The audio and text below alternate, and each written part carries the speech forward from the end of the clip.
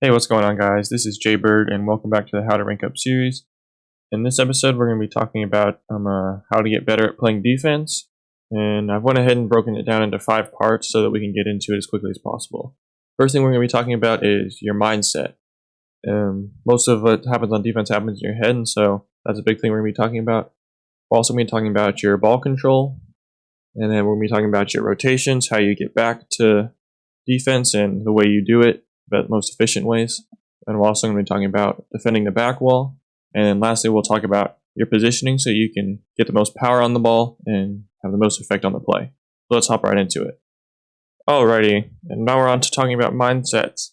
And basically, the mindset you want to have is you want to be panic free. You don't want to have any panic at all when you're playing defense. Because the more you panic, the more likely you are to double commit or miss a ball or just not trust yourself in the moment, which will more than likely lead to the opponent scoring. So that's the biggest thing for your mindset, is to not panic. And the way I like to do that is I like to think about everything that's about to happen, is predicting what's going to happen next and guessing what's going to happen next, guessing all the possibilities of what's going to happen next so that you're ready for no matter what happens. And the best way you could do that is by playing the game. You learn more what happens in certain situations by just playing. And the more you play, the more you'll realize what's going to happen next. And if you're actively thinking about it, then you won't be surprised when something goes wrong or when something goes really well. And so those are some of the biggest things that you need to be thinking about. And another thing is trust your teammates. Trust your teammates, but take that with a grain of salt. So you want to trust your teammates to do their job, which means don't double commit. But you also want to expect them to fail, which is why you back them up. So back your teammates up, but hope they make the play is basically what I'm saying. So that basically totals it for the mindset. It's a really simple mindset, but it's really difficult to have, especially if you're tilting. So with that said, we'll go ahead and move on to the next subject, and that is your ball control. Okay, now that we're talking about ball control, this is the part where the mechanical players will distinguish themselves from the players who rely on their game sense. And what I mean by that is, whether you rely on your game sense more or your mechanics more or both about evenly, you're both able to control the ball, right? And this will really help you on defense because when you're controlling the ball, you'll be able to take somebody out of the play every time, whether you dribble and go for a 50-50 or you have enough space to go for a flick. Usually that's not the case in 3v3. It's better just keep the ball on the ground. But if you can dribble the ball and get it out of defense on your own, your teammates will really like you for it, and your chances of winning the game will be so much higher if you control the ball every time. It doesn't matter if you have to slow the ball down. It doesn't matter if you have to speed it up. If you can control the ball and keep it close to you, then you will win so many more games because you're not passing the ball to your opponent. You're not centering the ball to them by hitting it off the side wall or anything. I still see this. I'm in the champion ranks right now, and I see it every day. People just hit the ball off the sidewall and hope the opponent doesn't get a good shot off. And it's really a bad strategy when you're on defense. I'm guilty of it myself. So that's one of the biggest things you can focus on is controlling the ball every time. And you may mess up at first, but the more you do it, the better you'll get at it. And the more you practice your mechanics, the better you'll be at outplaying more than just one person. And you'll just rank up much faster if you start controlling the ball more often, especially on defense. And so let's go ahead and hop on to the next thing. Okay, and before I get on to the next thing, I just want to go ahead and give myself a shout out. Say, if you're enjoying this content, you want to see more content like this, go ahead and drop a like, maybe comment. If you're really enjoying this series, maybe drop a subscribe so you don't miss the next episode. I try to upload at least 2 videos a week, and I'm still a really small channel, still trying to grow out there, get some subs, you know what I'm saying? So anything helps. So yeah, with that said, let's go ahead and hop into rotations. So rotations. Rotations are something that you learn over time usually, unless you have somebody teach you how to do it right. And that is what I'm here to do today, teach you how to rotate properly. And one of the basics of rotations is don't double commit. We went over that in the mindset section. So the premise of a rotation is your movement on the field. And this is something that people don't talk about in Rocket League very much, is movement. They talk about where you should be positioned and where you should get boost and what paths you should take on to get boost. But they don't talk about the movement you use to get there usually. And this is something very important in real rotations, especially on defense. So a rule I like to follow is whenever I'm trying to get back to net, I try to grab at least 3 boost pads. And what that does for me is I get 36 boost. That's enough to go for an aerial or any play that I might need to go for.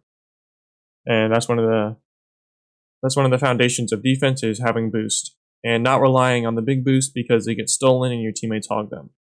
And so that's one of the big things. I like to get the ones right outside the net. So now on to the actual rotation. When you're rotating, you want to go back post. And everybody talks about this and you probably know. So if you don't want to hear about it, you can probably skip the next 20 seconds. So anyways, rotate. When you go back post, what that means is if the play's happening on the left, you rotate around to your right post. If the play's happening on the right, you rotate around to your left post. And you make sure you always do it opposite side of the play. And I don't know if you realize how big of a thing rotating opposite side of the play is. Because whenever you rotate with the same side as the ball, your teammate never knows if you're going to challenge, if you're not going to challenge. And it just completely confuses them on when they're able to go. I know because I've rotated on the opposite side of the play and my teammates get confused, and they've rotated on the opposite side of the play and I get confused. And it's just one of those things that could be cleared up so easily if you just rotate opposite side and go back post. So those are some of the really basics of your rotations on defense, and I'm going to go over some next in the next section. And it's called, and we're talking about defending the backboard. And so, with that said, let's go ahead and hop into the backboard section. Alrighty, now that we're talking about the back wall, one of the biggest things that you need to work on when you're training the back wall is your defensive backboard reads. And this is going to be really hard to do, especially if you're in the mid ranks. And if you're in the lower ranks, this will probably be impossible for you to do because you probably haven't mastered your aerials yet. But I'll have a training pack down for in the description. It's basically reading the ball from in the net when it bounces off your backboard so your opponents can't score. And so I won't spend too much time on that because it doesn't pertain to all players. And so I'll just give you the training pack so you can go practice it. And that's basically how you practice it. It's just a simple mechanic. Well, it's not simple, but you know what I'm saying. Anyways, so onto the back wall. When you're actually playing defense, going onto the back wall is something that's hard to know when to do it. And you can get better at learning the timing when you're playing the game more often and you see the ball bouncing and somebody's about to go for a half volley, or say a ball is rolling straight to your opponent and it looks like they're going to hit it really hard. Sometimes, usually, going onto the back wall instead of sitting in net will be better for your rotation, especially if you already have a teammate in the net. So when I judge when I like to go onto the back wall is, do I have a teammate already who's protecting the net? If yes, then I'll usually go towards the back wall and see if that is an option for my opponents to use as a passing lane. If it's not an option that my opponents are ready to use, then usually I'll just rotate into the midfield looking for an infield pass to cut that off. And so when you're actually on the back wall, your goal is to clear the ball into one of your corners. You don't want to clear the ball into the middle. And this is one of the biggest mistakes I see on defense, is people will try to clear the ball across their goal, and then they'll end up just passing it to their opponents in the midfield, and it really doesn't work out well. Like 50% of the time, it doesn't work out well. And that 50% is only half the time, right? But if 50% of the time it doesn't work out well and you're giving up a goal, then it's really bad for your team and for your rank. So my suggestion is always try to clear the ball into the corners and try to get it to stay in the corners after you clear it. Don't hit it into the sidewall to where it bounces straight back center. Try to hit it controlled into the corners. You know what I'm saying? Try to get it to roll up the wall. Try to get it to roll down the wall slowly. Try to get it to roll around the curve. And the better you get at your car control and your ball control, the better you'll be at controlling the ball. And this can bring us back into the control section. If you can control the ball on the backboard instead of instantly just banging it every time, you'll really be able to make a difference for your team. Especially if you can just air dribble it out of there, it'll really make a huge difference. So with that said, I'll have the training pack code for the defensive backboard reads in the description. You can really work on these no matter what rank you are. It'll really help you in your skill to rank up quicker. And so yeah, with that said, let's move on to the last subject, and that is your positioning. Alrighty, and now that we're talking about positioning, I just went ahead and hopped into free play for you real quick to give you a better view of what I'm talking about. So when you're on defense, we're going to pretend like this is my goal right here. and I'm playing defense, right? And if the play is happening in the corner over there, as I mentioned in the rotation sections, you want to rotate back post, usually around here, when the ball's coming towards you. And the reason for this is when the ball's coming towards you, you have a lot more space open for you to hit the ball into. So from here, I can hit the ball basically 45 degrees. I can hit the ball anywhere in this area. And the reason I position here over positioning somewhere like in the corner to hit the ball is when I have to hit the ball here, I'm probably going to end up hitting into the wall and probably going to hit in the wall somewhere around here, right? And then what that does is when it bounces off, it ends up only a little bit in front of where I hit it from. So if I hit the ball here, it only ends up somewhere in the midfield. And typically, when your opponents are positioning, they'll be rotating around here. They'll see it come off the wall. They'll come up and they'll be able to get a free shot off because I didn't have enough power. And so basically, you want to break the field down into two sections. You have the midfield on defense, which is where I am right now. The middle, it's usually between the goalposts. And then you have the corners, and that is over here, this corner, and then that corner. And then from the midfield is where you're able to get the most power, you're able to control the ball better, and you're able to react to the play better. So when you're positioned in the corner, the reason it's bad is because when you're positioned here, these bounces off the wall right here are super hard to read, this corner wall. And obviously with time you'll get better at it, but even you'll see the top players, they don't position right here waiting for it because you can't get power. You're going to have to stop, slow your momentum when the ball's coming, and then just jump up and get a love tap, and then the opponent will still have the ball. You won't beat anybody. And so that's why whenever you're positioning, you should position with your nose towards the ball, and you should give yourself some space to get as much power on the ball as possible.